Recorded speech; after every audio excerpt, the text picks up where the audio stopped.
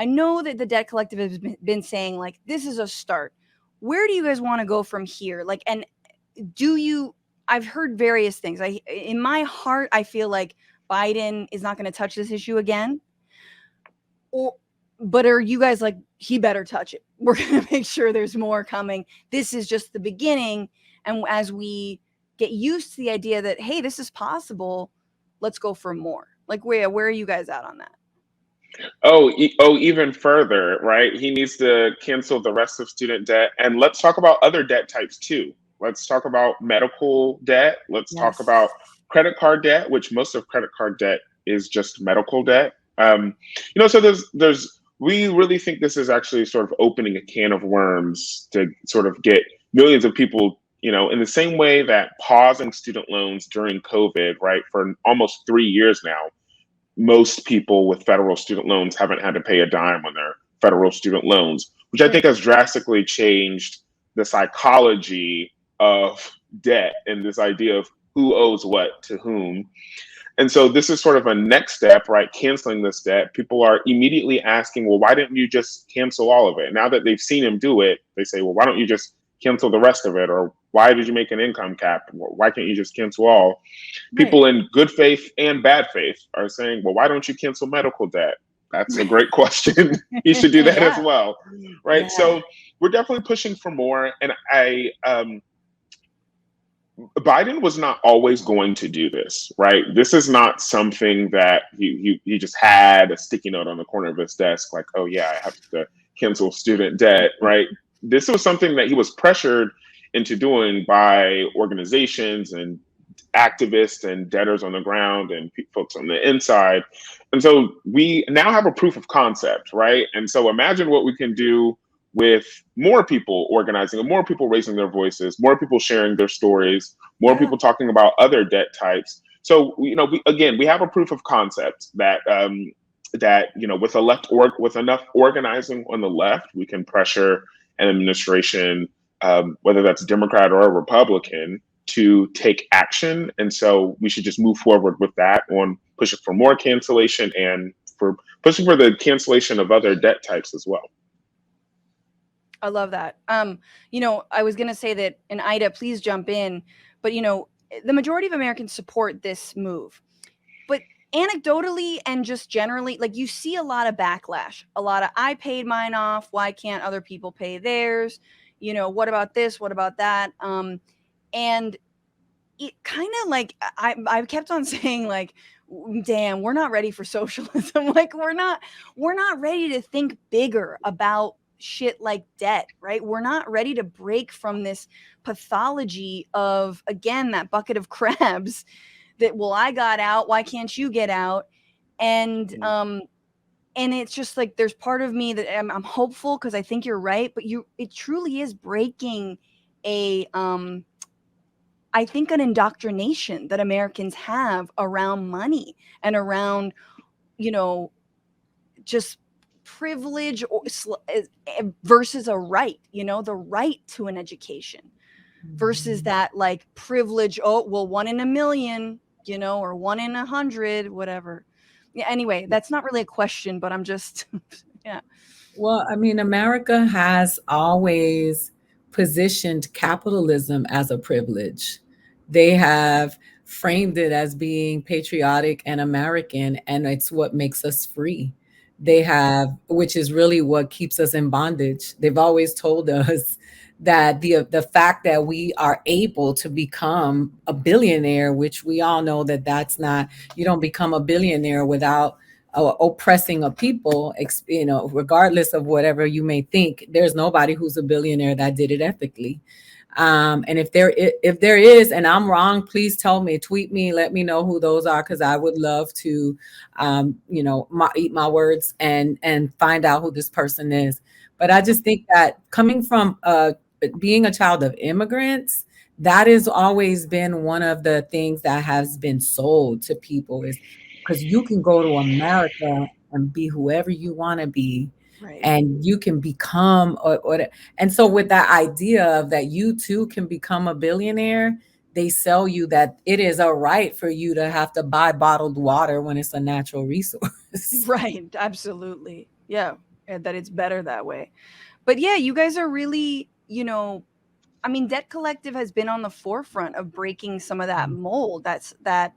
That ingrained mentality. And you're absolutely right. People are like, well, what about my credit card debt? Well, what about my this debt? What about, and I don't know, how do you sell folks on the idea of like solidarity and like community, like that this is good for all of us, even if you, let's say, don't have student debt? Yeah, so that is a great question and something that we try to do in several different ways, and sometimes it works good, sometimes it doesn't work very well at all. Um, we really always are pushing back on this notion of scarcity. There is no zero sum game. There is enough to go around.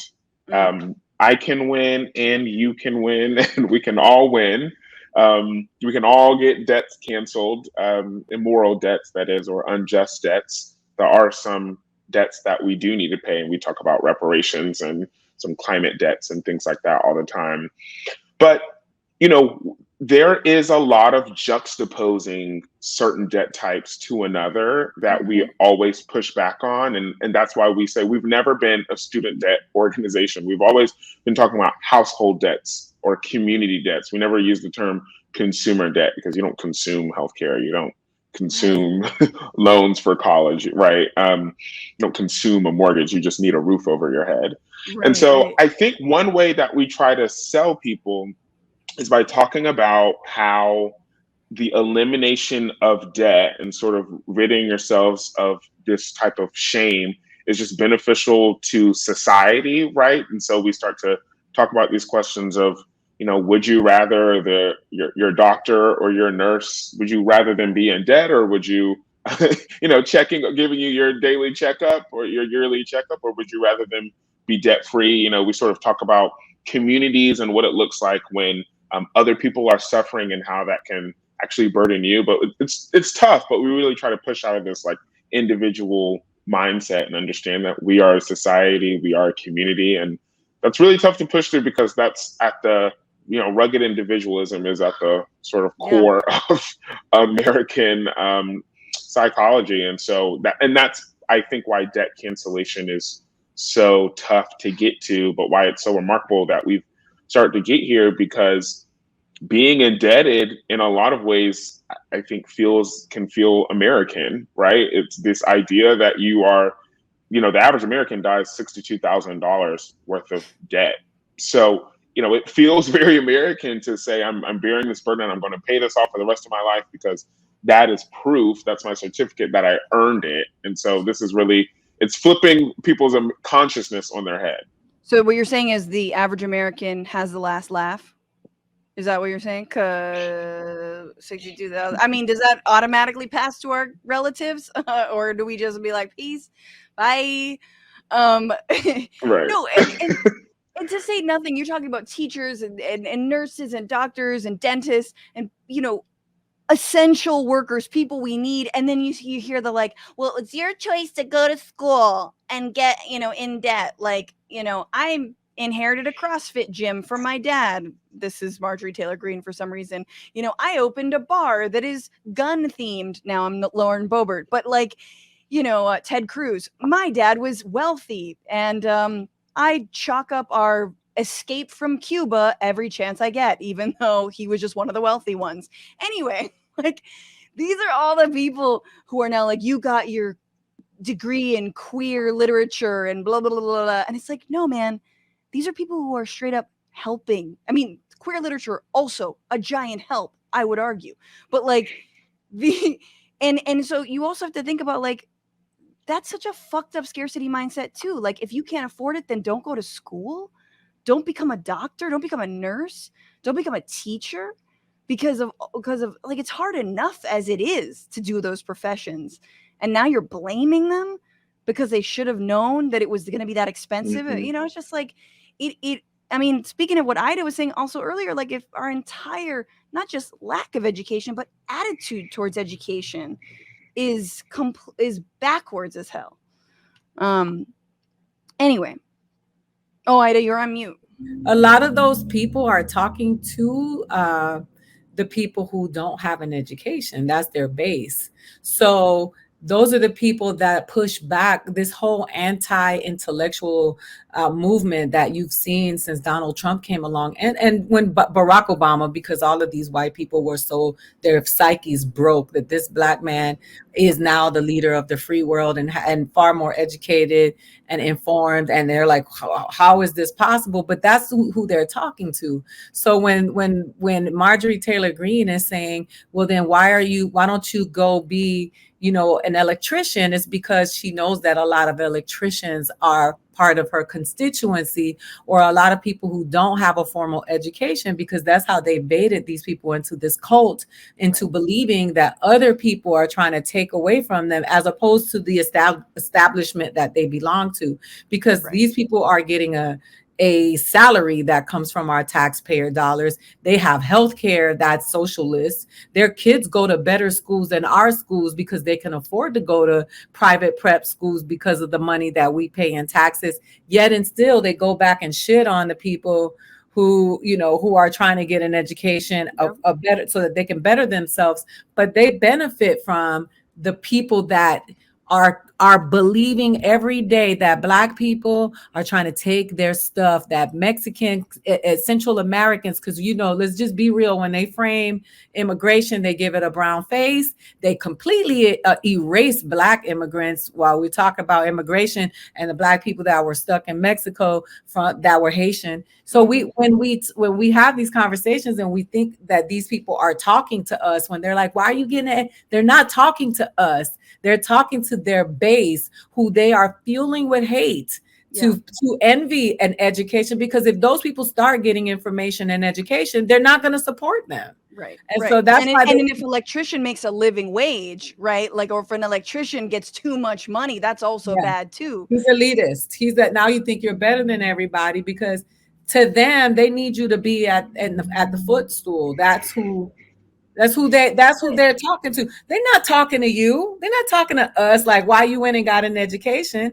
They talking to the man that's angry that a black, brown, queer, Asian person got an education over them. And now they're saying, well, damn you then. If you went and got an education and learned how to read, you got to pay this loan. Because this person don't even, if you listen to some of these people arguing about student loans, they didn't even have a post-secondary education. We're like, why are you up in our business? Why are you worried about this? This is not even you didn't even go to college. Or they did and they hide it. I mean, or Ted Cruz, who went to Princeton, is like, I'm never gonna, like, he's gonna wear his Princeton shirt on one of his fucking podcasts. Braxton, you go back. I'm going back to you. Republicans, and I assume before the beginning, they got a month now. They're trying to litigate this. They're going to find one of these, as Ida mentioned, kind of resentful people that either paid their own student loans and is going to be like, now that's illegal because, you know, whatever. They're going to try and litigate. They're going to try and work it through the courts. What are your guys' thoughts? What's your thoughts on that strategy? Yeah, we're not quite sure how successful they'll be, because we are, it seems like Ted Cruz is asking the same questions we are. Who has standing to sue, right? So you can't just sue just to sue. You have to be able to prove to a judge, and we'll assume that the judge is fair or legitimate or follows law, but those aren't always judges. But we'll assume that the person has to make an actual effort to say that they were harmed. We're not really sure who would be able to make that argument. A lot of the student loan servicers themselves, right? Maybe someone who would have standing to sue because they actually work and deal with the loans, have said that that's not something that they're really interested in doing. So, we're not sure what a challenge would actually look like. And, once the loans are discharged, a future, a hypothetical future Republican president can't just go back and reinstate them. That's not how loans work. That would be creating a new loan. You can't do that. So just kind of wanted to shoot that talking point down, because I know that's been said by a couple of folks even at the White House. So we're sort of, we'll knock on wood, but we definitely are not sure who would have standing to sue and what what a legitimate challenge would look like. And so, but we're hoping that the Biden administration remains, steadfast in this and just discharge the loans now, do it automatically. And we don't have to wait for this hypothetical litigation. What's going on, Frantifa? If you haven't already, subscribe to this channel right now. Hit that button. And also, you can become a patron and support the show every single week. Get access to bonus episodes and exclusive merchandise. Patreon.com/Bitchuation Room. Do it.